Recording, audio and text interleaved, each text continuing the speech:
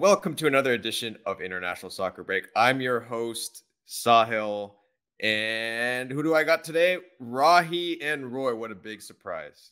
The goats. You got them right here. Well, the magical ride. What a ride we're on.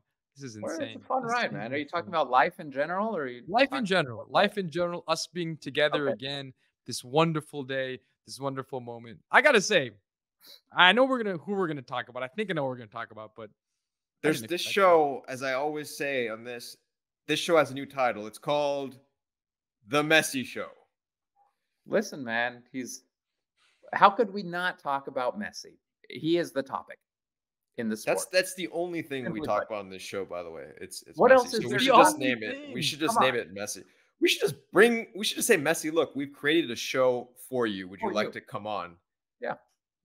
So all right. So everyone who missed this game, because there are some people who probably didn't watch this US Open Cup game. Probably people don't know what the US Open Cup is, but it was a freaking fantastic game. And I know Roycito wants to talk about that game. So Roycito, the floor is yours.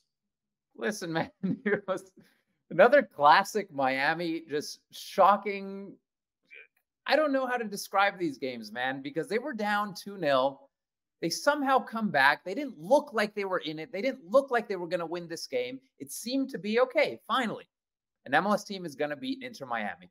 And then just everything falls apart for Cincinnati. The Messi magic show comes up. He pulls the cat out of the bag, and he puts that pinpoint, gorgeous cross to Campana to tie it. What was it, 100 minutes, something insanely ridiculous right at the end of the... Yeah, I think it was 96:30 was ridiculous. 8 minutes of stoppage time. This is getting so ridiculous. Even the MLS, I don't know if you guys saw the MLS Twitter account, the official Twitter account, the intern or whoever runs it says, guys, can we stop with the script writing for a second? I'm getting exhausted. It's insane. It's insane. Much. It's like, I'll be the first to admit, I didn't expect this. I'm shocked. I'm amazed. It's as if someone upstairs is just putting the pieces in all the right places. Maybe it's Diego from the heavens. I don't know what it is, but it's incredible. Dieguito. But that tying goal, there are certain goals in the sport that come along every once in a while where you say the pass is the goal. My God. I mean, the only that comes to mind is that Luka Modric pass in the Champions League. But this is, I mean, you contain him with this 1 minute and 30 seconds left. You've done a fantastic job. And then he does that. And it's not even scoring. It's basically passing to score, which happens every once in a while. Incredible. Yeah. So just to set the context now. So Messi has now, in his short time with Inter Miami, he's won the Leagues Cup. He's in the final for the US Open Cup. And today he starts the MLS season. So our onside offside topic of the day is a big one. So hear me out. Hear me out on this one. All right, let's go.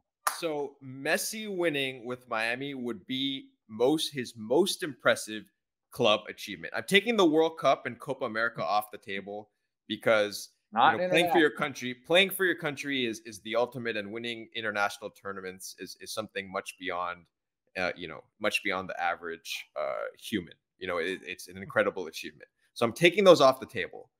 But would this season, would it be bigger because he's far behind in terms of the league?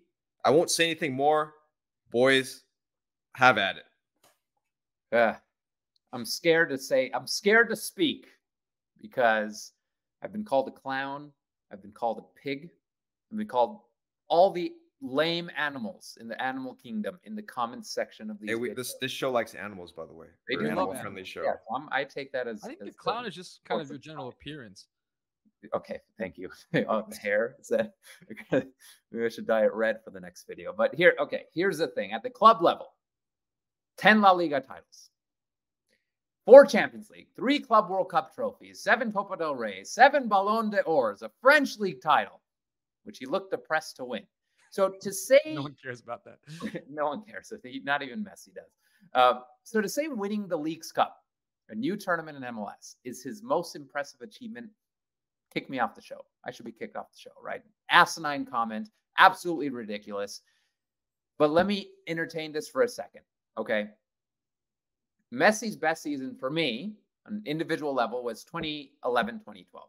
He had 73 cup goals, most in the history of club soccer. Let that sink in. Most in the history of club soccer. 73 club goals. That's insane. It's insane. That's an incredible season. That is so impressive. There's 2008, 2009, where he won the treble. La Liga, he won Champions League. The first Spanish team to win a treble, by the way. First Spanish team to win a treble. Pep's That's first incredibly impressive. 38 goals in 19 games. That's insane. That's insane. Yep. 2 goals a game. And that team, he had LA Galaxy's Martin Cáceres. He had New York Red Bulls flop. What's the fool's name? Rafa Marquez. But he had Xavi. He had Eto'o. He had Busquets. He had Iniesta. He had Abidal. Dani Alves. The list goes on. One more Red Bulls player you forgot. Henry as well. Oh, Henry. That's right. Another Red Bulls. He was not a Red Bull flop. He was so much fun to watch. But that's who he had on this team. Now let's talk about what he has for Miami. He is playing with Kamal Miller. He is playing with a way out of prime, out of form, Joseph Martinez.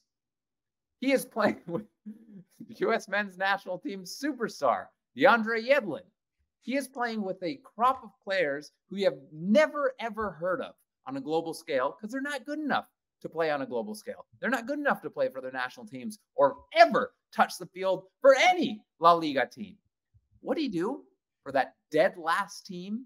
He goes and wins every single game that he plays in since showing up. He wins the first title he could win. He's about to win the second title. And my guess is he's probably going to win MLS Cup as well. That, for me, my friends, is effing impressive.